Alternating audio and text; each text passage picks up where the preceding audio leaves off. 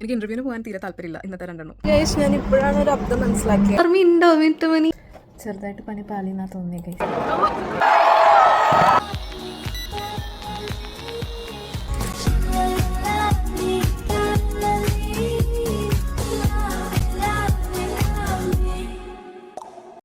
Guys. എന്തൊക്കെയുണ്ട് വിശേഷം? കുറേ നാളായി ഞാൻ എന്തെങ്കിലുമൊക്കെ വ്ളോഗ് ചെയ്തിട്ട്.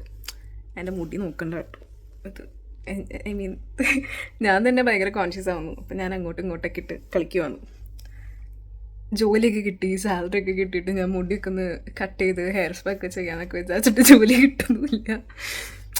പോട്ടെ, എന്തെങ്കിലും ആവട്ടെ. അപ്പോൾ ഞാൻ ഈ ഫോർമൽസ് കിട്ടിയിരിക്കുന്നത് നിങ്ങൾ കണ്ടില്ലേ. ഞാൻ ഇന്നും ഒരു ഇൻ്റർവ്യൂ പോവുകയാണ്. ഇൻ്റർവ്യൂ ഒന്നല്ല, എനിക്ക് രണ്ടെണ്ണം ഉണ്ട് ആക്ച്വലി. ഒന്ന് ദുബായിലും ഒന്ന് ഷാർജയിലും. So I am excited because ഇന്ന് പാപ്പൻ്റെ അവിടെ പോവും. പാപ്പൻ്റെ അവിടെ പോയിട്ട് ഇന്ന് സ്റ്റേ ആണ് അവിടെ. എനിക്ക് ഇൻ്റർവ്യൂവിന് പോകാൻ തീരെ താല്പര്യമില്ല ഇന്നത്തെ രണ്ടെണ്ണം, കാരണം അവിടുത്തെ ടൈമിങ്സ് ഒക്കെ ഒരുമാതിരിയാണ്. അപ്പോൾ എനിക്ക് ഇൻ്റർവ്യൂവിന് പോകാൻ താല്പര്യം ഉണ്ടായിരുന്നില്ല. പക്ഷേ എനിക്ക് പാപ്പൻ്റെ അവിടെ പോകാൻ നല്ല ഇൻട്രസ്റ്റ് ഉണ്ടെന്ന്. കാരണം കുറേ നാൾക്ക് ശേഷം വീണ്ടും I am back to that place. എനിക്ക് കുറച്ച് സൺലൈറ്റ് ഒക്കെ കിട്ടും. ഈ റൂമിൽ നിന്ന്, വിളിച്ചില്ലാത്ത ഈ റൂമിൽ നിന്നൊരു മോചനം. പിന്നെ എന്താ, ഞാൻ വന്നിട്ട് ഒരു മാസം അവിടെ ആയിരുന്നല്ലോ. അപ്പോൾ ആ ഒരു മെമ്മറീസ് എല്ലാം കൊണ്ടും അവിടേക്ക് പോകാൻ ഭയങ്കര എക്സൈറ്റഡ് ആണ്. പക്ഷേ ഇൻ്റർവ്യൂവിന് പോകാനല്ല.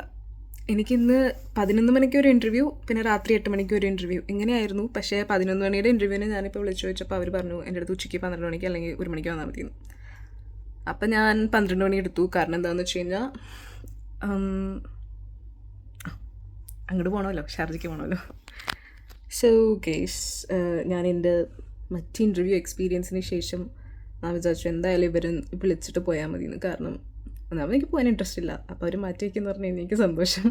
പിന്നെ എന്താ, ഇതന്നെ പോയിട്ട് വീണ്ടും അവിടെ നിന്ന് എന്തിനാ വെറുതെ. അപ്പോൾ പിന്നെ ഞാൻ വിചാരിച്ചു വിളിച്ചു ചോദിക്കാം. വിളിച്ചു വെച്ചു. അപ്പോൾ ഞാൻ ഇതാ പ്രിപ്പയർ ചെയ്തുകൊണ്ടിരിക്കുകയാണ്. പ്രിപ്പയർ എന്ന് പറഞ്ഞു കഴിഞ്ഞാൽ ഒരു ഹോട്ടലാണ്, hotel and spa kind of അല്ല, ഹോട്ടൽ ആൻഡ് സ്പാ ഇതാണ്. അപ്പോൾ എന്താ അവരുടെ, ഞാൻ ഇതിന് മുന്നേ വർക്ക് ചെയ്തിട്ടുണ്ടല്ലോ അങ്ങനത്തെ ഒരു ഇൻഡസ്ട്രിയിൽ. അപ്പോൾ അതിന് ചെയ്ത ജസ്റ്റ് വർക്കും കാര്യങ്ങളൊക്കെ ഒന്ന് ഞാൻ നോക്കുമായിരുന്നു. കാരണം ഇപ്പോൾ കുറച്ച് ഒരു 3-4 മാസമായില്ലേ വർക്ക് ചെയ്യാതിരിക്കുന്നു. അപ്പോൾ ടച്ച് വിട്ട് പോകണ്ട, പെട്ടെന്ന് എന്തെങ്കിലും ചോദിച്ചു കഴിഞ്ഞാൽ പറയാൻ പറ്റിയില്ലെങ്കിലോ എന്ന് വിചാരിച്ചിട്ട്. സോ ഞാൻ ഒന്ന് നോക്കിക്കൊണ്ടിരിക്കുകയായിരുന്നു അവരുടെ സാധനങ്ങളൊക്കെ. കണ്ടോ കോണ്ടൻസൊക്കെ എന്തൊക്കെ ഏകദേശം പ്രൊവൈഡ് ചെയ്യാം എന്നുള്ളത്.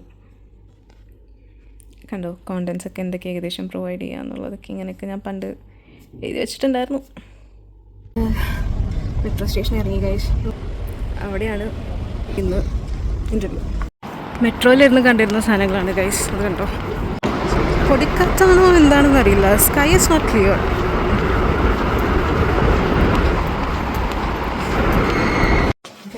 It was fine. Like, they asked me questions, I answered it all, and you know, എന്താ പറയുക, അവരെനിക്ക് ടാസ്ക് തരാമെന്ന് പറഞ്ഞു. എനിക്ക് ആദ്യം വന്നപ്പോൾ അവിടെ തീരെ ഇഷ്ടമില്ലായിരുന്നു. കാരണം എല്ലാവരുടെ ആറ്റിറ്റ്യൂഡ് ഭയങ്കര ആറ്റിറ്റ്യൂഡ്.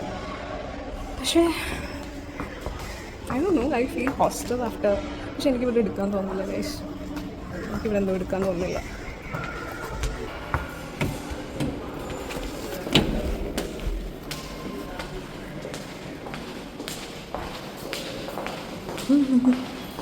ടൈം എടുക്കുന്നു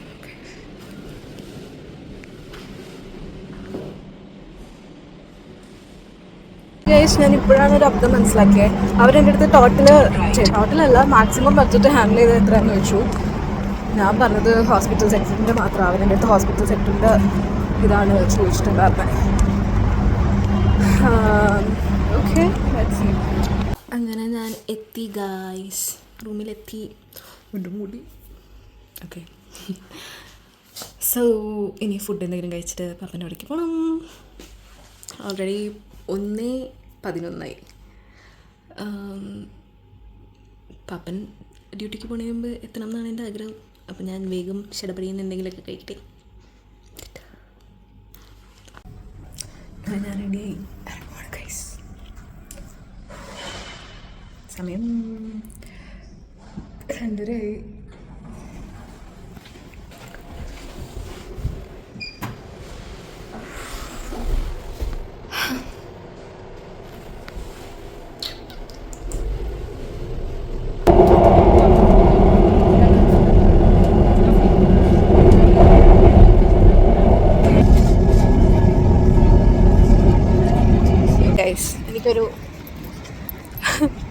സ്റ്റോപ്പ് മിസ്സായി.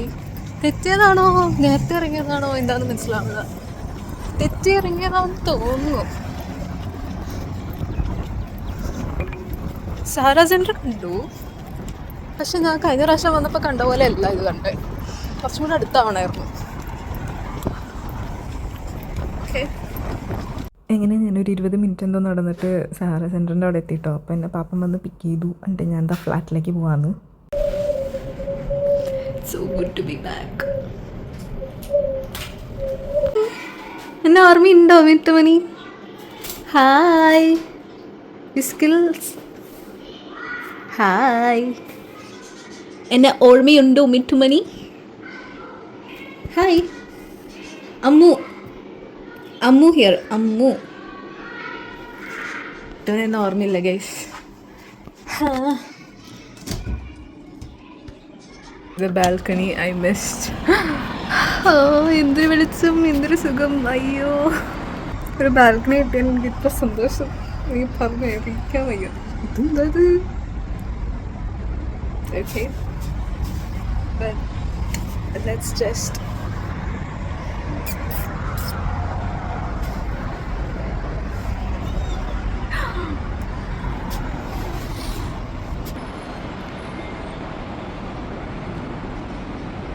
കണ്ടോ സൺസെറ്റിൻ്റെ ആ ഒരു ആരംഭത്തിൻ്റെ ഗോൾഡൻ അവർ.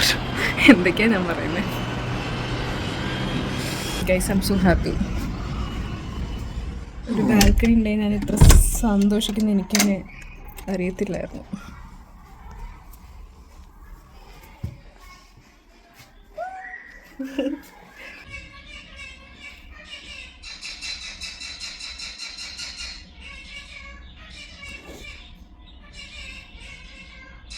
ഞാൻ ചുമ്മാ മീറ്റൂടെ ഇവിടെ ഇരുന്ന് ഇങ്ങനെ വിളിക്കായിരുന്നു.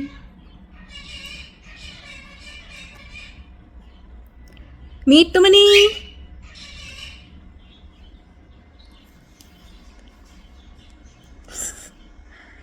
ആളുടെ അടുത്ത് പോയി കഴിഞ്ഞാൽ ആൾക്ക് കുറച്ച് ചാടയാന്ന് തോന്നുന്നു. ഇവിടെ ഇരുന്ന് ഇങ്ങനെ വിളിക്കുമ്പോൾ വിളിയേക്കുന്നുണ്ട്. മീട്ടപ്പാ. മീട്ടു. വീട്ടിൽ വിളിക്കുമ്പോൾ അവിടെ വേറെ ആൾ വിളിക്കുക. മീട്ടുമണി. കഴിഞ്ഞു ചെറുതായിട്ട് പണി പാലിന്നാ തോന്നിയ ഗൈസ്. ഞാനിപ്പോൾ അവരുടെ ഇൻസ്റ്റാഗ്രാം പ്രൊഫൈലൊന്ന് ചെക്ക് ചെയ്ത് നോക്കിട്ടോ. ഫുൾ അറബിക് കോണ്ടൻസ് മാത്രം. കണ്ടോ എഴുതിയേക്കണ എല്ലാം അറബിക്കിലാണ്. ഞാൻ അധികം സൂം ഔട്ട് ആയിട്ട് കാണിക്കാത്ത എന്താണെന്ന് വെച്ച് കഴിഞ്ഞാൽ അതിൽ കുറേ ആൾക്കാരുടെ പിക്ചേഴ്സ് ഉണ്ട്. ഐ ഡോണ്ട് വോണ്ട് ടു അടുത്ത് വള്ളി പിടിക്കാൻ എനിക്ക് ആഗ്രഹമില്ല. അതുകൊണ്ട് ഇവിടെ വന്ന് ഞാൻ അല്ലെങ്കിൽ വള്ളി പിടിച്ചുകൊണ്ടിരിക്കണമെന്നാണ് എൻ്റെ ഒരു ഫീല്. സോ അപ്പം ഇതെന്താണോ എന്തോ അവസ്ഥ. എനിക്ക് ഇൻഡീറ്റിലാണ് മെസ്സേജ് അയച്ചത്. ഞാനും അവർക്ക് ഇൻഡീറ്റിൽ മെസ്സേജ് അയച്ചിട്ടുണ്ട്. എമിറാത്തീസിന് അല്ലെങ്കിൽ അറബിക് ലാംഗ്വേജ് അറിയണവരെ മാത്രമാണോ നോക്കുന്നതെന്നുള്ളത്. സോ അറബിക്ക് പ്രിഫേർഡെന്ന് അപ്ലൈ ചെയ്യുമ്പോൾ ഞാൻ കണ്ടായിരുന്നു. എന്നിട്ട് ലാസ്റ്റ് നമ്മൾ സബ്മിറ്റ് ചെയ്യുന്ന സ്ഥലത്ത് അറബിക് അറിയുമെന്ന് ചോദിച്ചപ്പോൾ ഞാൻ ഇല്ലാന്ന് തന്നെ കൊടുത്ത്. 3 കൊടുത്തിട്ടാണ് ഞാൻ മുന്നോട്ട് പോയത്. എന്നിട്ടാണ് അവരെന്നെ വിളിച്ചത്. പ്രിഫേർഡെന്നേ ഉള്ളൂ, മാൻഡേറ്ററിന്ന് ഉണ്ടായിരുന്നില്ല. അതുകൊണ്ടാണ് ഞാൻ പിന്നെ അത് അപ്ലൈ ചെയ്തത്. അങ്ങനെ ഞാൻ 8 മണിയിലത്തെ ഇൻ്റർവ്യൂവിന് പോകാനായിട്ട് റെഡി ആയിട്ടോ.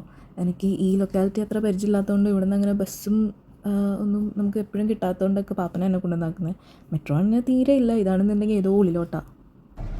അങ്ങനെ ഗൈസ് ഇൻ്റർവ്യൂ കഴിഞ്ഞിട്ട് എനിക്കൊന്നാമത് വലിയ താല്പര്യം ഉണ്ടായില്ലല്ലോ അവിടെ. കാരണം മോർണിംഗ് 10 to നൈറ്റ് 10 ആണ് അവിടുത്തെ വർക്കിംഗ് അവേഴ്സൊക്കെ. പിന്നെ ഫ്രൈഡേ മാത്രമേ ഓൾറെഡി ഉള്ളൂ.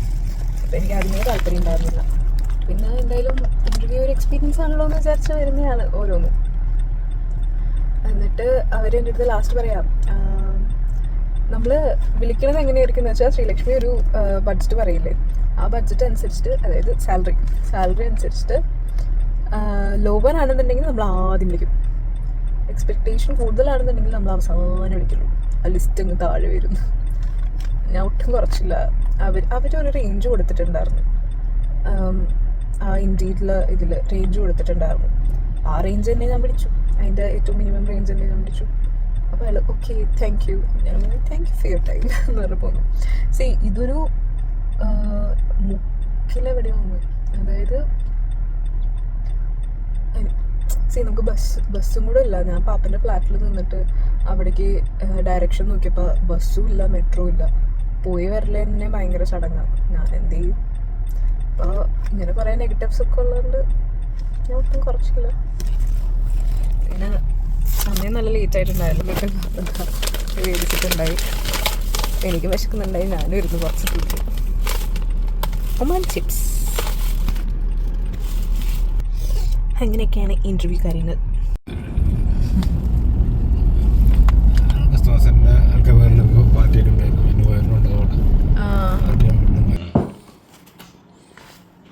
കൊള്ളാം ഇത് കാണാൻ.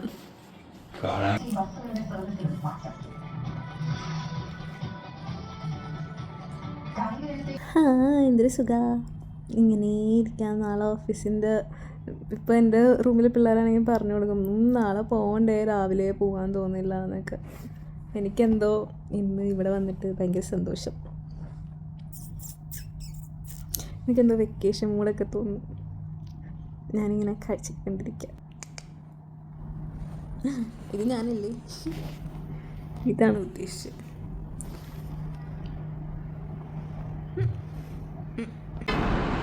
ഇതാണ് ഗൈസ് ഇവിടുത്തെ രാത്രി വ്യൂ. രാത്രിയായപ്പോൾ ഇത്തിരി തണുപ്പുണ്ട്, എന്നാലും സ്കൈ ഇപ്പോഴും ക്ലിയർ ആയിട്ടില്ല. ആ ഒരു പൊടിക്കാറ്റിൻ്റെ അല്ലെങ്കിൽ ആ ഒരു പൊടിയുടെ റിഫ്ലക്ഷനൊക്കെ ഇപ്പോഴും ഉണ്ട്. പക്ഷെ നമ്മുടെ റൂമിൽ വെറുതെ ഇരുന്നാലും നടക്കുക, അതിൻ്റെ അത്ര ഇല്ല കേട്ടോ. Good night.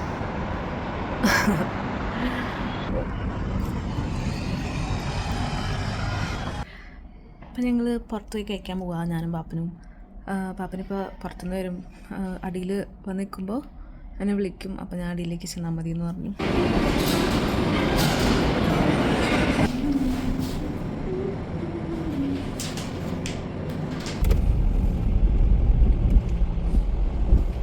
നിങ്ങൾക്കിത് കാണുന്നുണ്ടോയെന്നറിയില്ല, എനിക്കിവിടെ ഫുള്ള് കറുത്ത മേഘം പോലെ. അയ്യോ ആ ശരിയാ, കണ്ടോ? ഇത് ഞാനിപ്പോൾ ഡാർക്ക് മോഡിലിട്ടപ്പോൾ നിങ്ങൾക്ക് കുറച്ച് മനസ്സിലായില്ലേ കറുത്ത മേഘം? ഈ കറുത്ത മേഘം ഞാൻ നേരിട്ട് കാണുന്നുണ്ട്. ഹായ്, അപ്പുറത്ത് കണ്ടോ?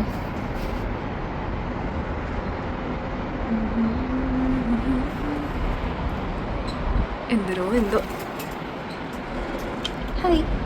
ഈ പ്രാവിടെ മുട്ടിട്ടുണ്ട് കേട്ടോ, പ്രാവിൻ്റെ മുട്ട. ഞാൻ ഇതിനൊരു ഡിസ്റ്റർബൻസ് ആയിരുന്നു. ഇങ്ങനെ ഗൈസ് നമ്മൾ ചപ്പാത്തി ഉണ്ടാക്കാൻ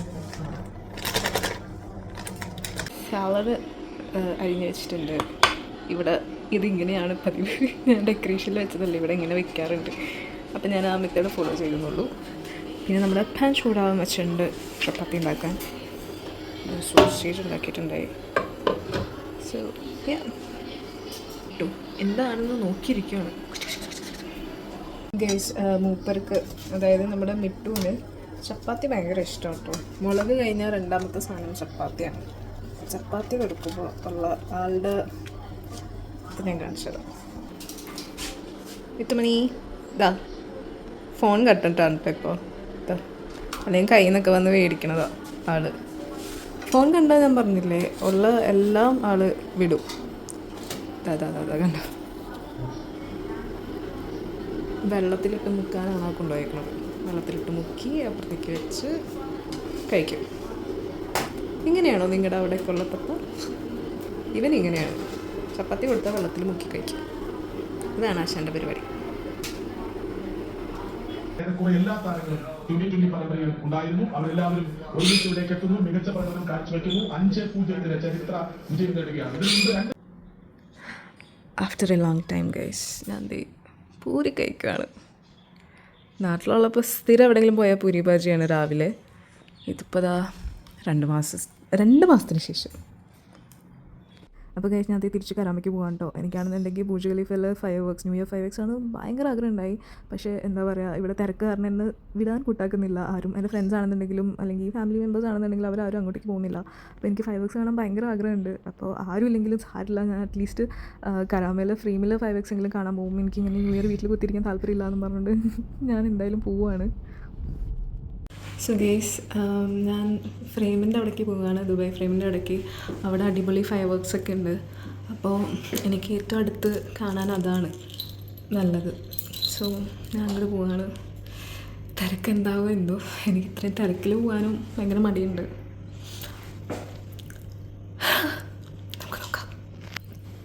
ഇതിൻ്റെ ഷോർട്സ് ഓൾറെഡി നിങ്ങൾ കണ്ടിട്ടുണ്ടാവും. ഞാൻ ഇൻസ്റ്റയിൽ റീൽ ഇട്ടിട്ടുണ്ട്, യൂട്യൂബിൽ ഷോർട്സ് ഇട്ടിട്ടുണ്ടായി.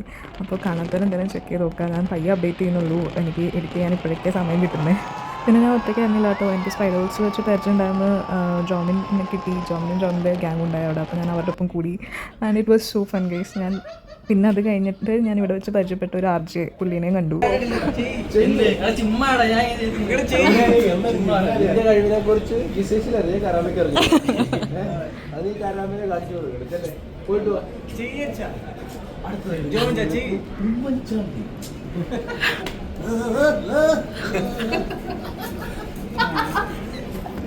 എന്ത് ക്ലാപ്പായി ഇവനെ കാണിക്കും.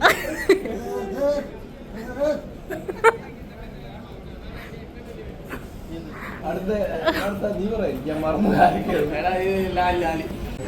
നീ